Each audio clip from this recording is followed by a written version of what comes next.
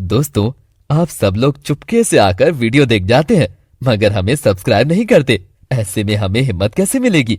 या ऐसे करेंगे तो आप तक अपडेट कैसे होगा कि आज नई कहानी आई है? तो प्लीज सिर्फ देख कर ना जाए, सब्सक्राइब भी करें, क्योंकि बढ़ेगा लव सिटी तभी तो कहानियां करेगा love city. Please support us दोस्तों। सुनसान सड़क के किनारे एक कैफे। हल्की बारिश हो रही है। कैफे के कांच पर बारिश की बूंदें गिर रही हैं। आरव ने जैसे ही कैफे में कदम रखा, उसकी नजर सामने बैठी एक लड़की पर पड़ी। हल्की रोशनी में उसकी आंखें जादू सा असर कर रही थीं। लंबे रेशमी बाल उसकी कोमल गर्दन पर गिर रहे थे। वो चाय के कप को धीरे धीरे घुमा रही थी, मानो किसी सोच में डूबी हो। आरव की नजरें उसकी झील सी गहरी आंखों में अटक गई। वो पहली बार किसी को देखकर यूं खो गया था। लड़की की मासूमियत और रहस्यमयी मुस्कान में कुछ ऐसा था जो उसे अपनी ओर खींच रहा था। तभी लड़की की नजर अचानक आरव से मिली। वो एक पल के लिए झिझकी, फिर हल्की सी मुस्कान देकर फिर से अपनी चाय की ओर देखने लगी। आरव के दोस्त कबीर ने उसकी तरफ देखा और मुस्कुराते हुए कहा, लगता है कोई पहली नजर में ही दिल चुरा बैठा। पता नहीं क्यों, लेकिन ये लड़की कुछ अलग है, कुछ खास। अगले ही दिन एक किताब की दुकान में फिर से वही लड़की आरव को दिखी। इस बार वो एक उपन्यास के पन्ने पलट रही थी। आरव की हिम्मत नहीं हुई कि वो उससे कुछ कहे, लेकिन जब लड़की ने किताब नीचे रखी तो गलती से उसकी उंगलियां आरव की उंगलियों से छू गईं। लड़की ने उसे चौंक कर देखा। उसकी गहरी आंखों में एक अजीब सा भाव था, कुछ ऐसा जैसे वो किसी दर्द से भरी हो, लेकिन फिर भी मुस्कुराने की कोशिश कर रही हो। मुझे लगता है ये किताब आपको बहुत पसंद आएगी। शायद, पर कहानियों का अंत हमेशा खूबसूरत नहीं होता। लड़की वहाँ से उठकर चली जाती है। उसके बाद आरव भी वहाँ से चला जाता है। अगली सुबह का समय, हल्की धूप फैली हुई है। एक पुराना बस स्टैंड जहाँ कुछ लोग खड़े हैं। आरव बाइक पर जा रहा होता है कि तभी उसकी नजर उस लड़की पर पड़ती है। बस स्टैंड पर लड़की अकेली खड़ी है, कंधे पर बैग लटकाए, बालों को रबर बैंड से बांध रखा है, चेहरे पर वही पुरानी सी उदासी और आंखों में वही गहराई। आरव बाइक रोकता है और मुस्कुरा कर कहता है, फिर मिल गए हम। ये तो अब इत्तेफाक नहीं लग रहा। लड़की हल्के से मुस्कुराती है, लेकिन कुछ नहीं कहती। बैठ जाओ, मैं छोड़ देता हूँ। वैसे भी बारिश होने वाली है, देखो बादल देखो जरा। थोड़ी झिझक के बाद लड़की पीछे बैठ जाती है। बाइक पर रास्ते में चलते हुए, हमने इतनी बार मुलाकात की, इतनी बातें भी कर ली, लेकिन तुमने अब तक अपना नाम नहीं बताया। मेरा नाम मीरा है। मीरा? नाम जितना सीधा उतना ही उलझा हुआ लग रहा है। मीरा उसकी बात पर बस मुस्कुरा देती है। कुछ देर बाद मीरा का घर आ जाता है। एक पुराना सा 2 मंजिला घर, खिड़कियों में मोटे पर्दे, एक कोना जैसे हर वक्त अंधेरे में डूबा रहता है। मीरा बाइक को रोकने को बोलती है, बस यहीं तक, शुक्रिया। अचानक से मीरा के घर का गेट खुलता है और अंदर से एक महिला बाहर आती है जो मीरा की बुआ थी। तीखी नजरों वाली, चेहरे पर सख्ती, जैसे किसी पर हमेशा शक करती हो। वो आरव को घूर कर देखती है और कहती है, कौन हो तुम और मीरा के साथ यहाँ क्या कर रहे हो? जी, मैं तो बस मीरा को छोड़ने आया था। मीरा को किसी की मदद की जरूरत नहीं और तुमसे जितनी जल्दी हो सके दूर रहो। मीरा सिर झुकाए खड़ी रहती है। आरव कुछ पल तक बुआ को देखता है, फिर मीरा की तरफ एक नजर डालकर बाइक स्टार्ट कर देता है और वहाँ से चल देता है। जैसे ही आरव चला जाता है, बुआ मीरा की तरफ मुड़ती है। मैंने तुझसे कहा था मीरा, अगर कोई भी तुझसे जुड़ा तो वो जिंदा नहीं बचेगा। संध्या का समय, सड़क पर हल्की चहल पहल। स्कूल और कॉलेज छूटने का वक्त है। कुछ लड़कियां पैदल जा रही हैं, कुछ बाइक और स्कूटी पर। मीरा अपने ही ख्यालों में डूबी चली जा रही है। तभी सामने से आरव बाइक पर आता है और जैसे ही मीरा को देखता है, मुस्कुरा देता है, लेकिन मीरा नजरें चुराते हुए आगे बढ़ जाती है। आरव हैरान होकर बाइक मीरा के पास रोकता है। क्या हुआ मैडम, आज तो बड़ी अनदेखी कर दी आपने। बात नहीं करना चाहती क्या? नहीं, ऐसी कोई बात नहीं, बस मुझे लगा कि कल जो हुआ उस सब के बाद शायद तुम मुझसे बात नहीं करोगे। अरे मैडम, जब प्यार किया तो डरना क्या? मीरा ये सुनकर चौंकती है, फिर हल्की सी मुस्कान उसके चेहरे पर फैल जाती है। कुछ पल बाद दोनों एक दूसरे की आंखों में देखते हैं, जैसे बिना कुछ कहे बहुत कुछ कह रहे हो। प्यार? और वो भी इतनी जल्दी? जल्दी कहाँ, बस दिल ने मान लिया कि तुम अलग हो, खास हो। अब उसमें टाइम का क्या लेना देना। मीरा हल्के से हंसती है, लेकिन उसकी आंखों में अभी भी कुछ छुपा हुआ दर्द साफ झलकता है। चलो आज तुम बैठो मेरी बाइक पर, बिना किसी बहाने के। लेकिन जाना कहाँ है? जहाँ तुम्हारा मन हो, पर एक शर्त है, आज कोई दूरी नहीं, कोई डर नहीं। मीरा थोड़ी देर सोचती है, फिर मुस्कुराकर बैठ जाती है। बाइक स्टार्ट होती है और दोनों एक नए सफर की ओर निकल पड़ते हैं। आरव और मीरा बाइक पर सवार हैं। रास्ते में ठंडी हवा चल रही है।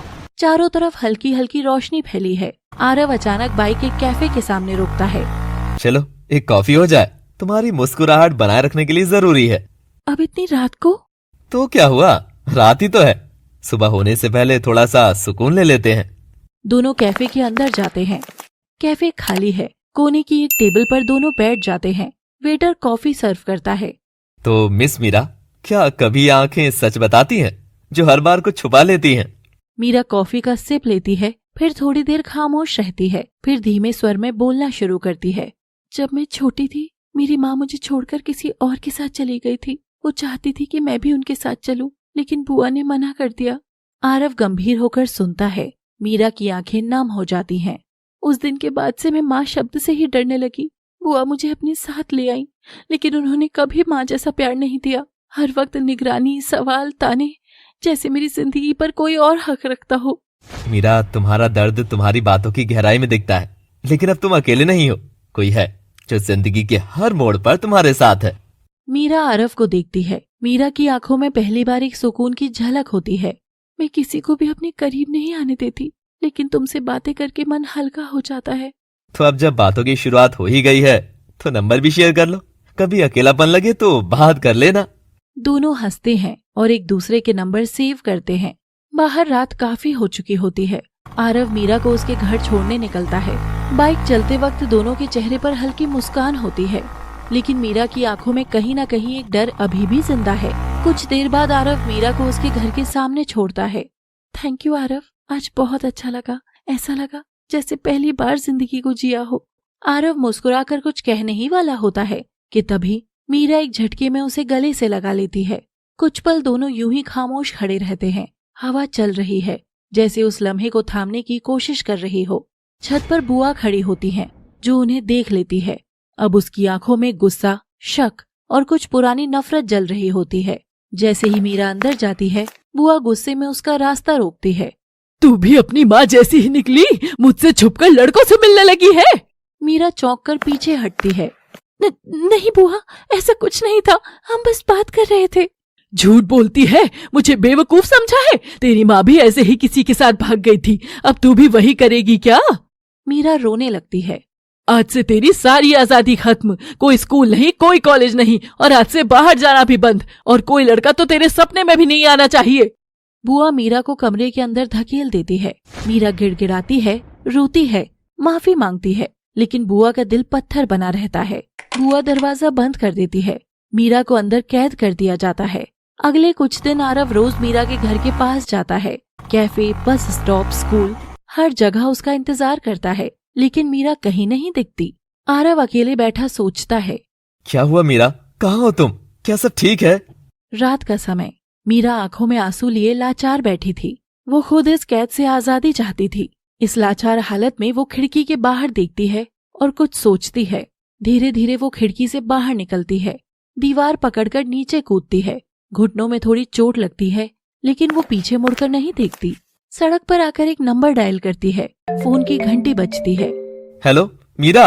आरव, मैं घर से निकल आई हूँ, मुझे तुमसे मिलना है, मुझे तुम्हें सब बताना है। बुआ ने मुझे कैद कर दिया था, पर अब मैं और नहीं सह सकती। मीरा तुम वहीं रुको, मैं अभी आता हूँ, और इस बार तुम्हें अकेला नहीं छोड़ूंगा। आरव मीरा को बाइक पर अपने साथ लेकर चल देता है। रात का समय। एक सुनसान गली के कोने पर बाइक रुकती है। मीरा की आंखें अब भी नम हैं और चेहरा डरा हुआ। मीरा तुम यहीं रुको, मैं अपने दोस्त से बात करके आता हूँ, वो हमारे लिए कमरा ढूंढ रहा है, बस 2 मिनट। ठीक है, जल्दी आना। आरव मीरा को अकेला छोड़कर गली के दूसरे कोने की ओर मुड़ जाता है और फिर गायब हो जाता है। कई मिनट बीत जाते हैं। मीरा बेचैनी से इधर उधर देखने लगती है। कहाँ रह गया आरव? उसने कहा था 2 मिनट, कहीं कुछ हुआ तो नहीं? तभी एक अंधेरे कोने से एक लड़की उसकी तरफ आती है। रंग बिरंगे कपड़े पहने, चेहरा थका हुआ, लेकिन आंखों में दुनिया देख लेने का अनुभव। अरे ओ बहन, बहुत देर हो गई, चल अंदर, यहाँ खड़ी खड़ी क्या करेगी? नहीं, मैं तो बस अपने दोस्त का इंतजार कर रही हूँ, वो कमरे की बात करने गए हैं। यहाँ कोई कमरा वमरा नहीं दिलवाता बहन।